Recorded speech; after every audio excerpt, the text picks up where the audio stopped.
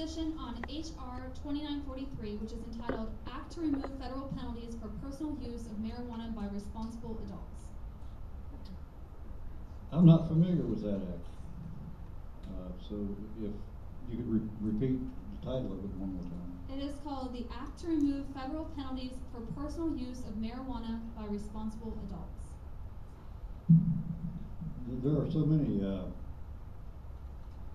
legislative acts that I am not familiar with. This is why I am a principles-based candidate and not a issues-based candidate. Because I'll take them one at a time. And this is sort of a question I've never been asked before. But this is the way I look at it. The federal government doesn't have any responsibility to tell, I don't see that the Constitution gives the federal government any authority to say whether you should use marijuana for medical purposes or for fun or for whatever reason. I was asked a similar question up here, actually here in Zanesville last Monday night.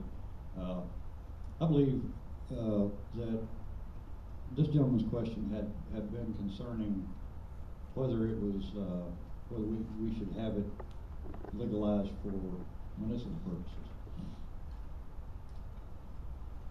I think I don't like to use the term legalized.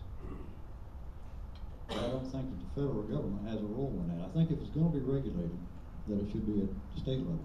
We did sort of the same thing with alcohol, and even went so far as to amend the Constitution, and it didn't work out. So they sort of took that out and went back to the original, where if you want to drink, you can drink.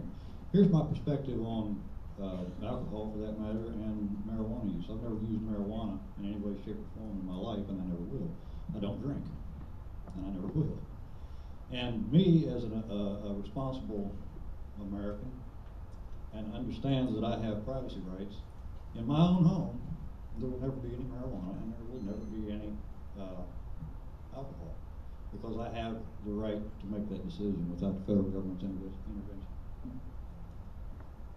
Well, this is for Commissioner Bates.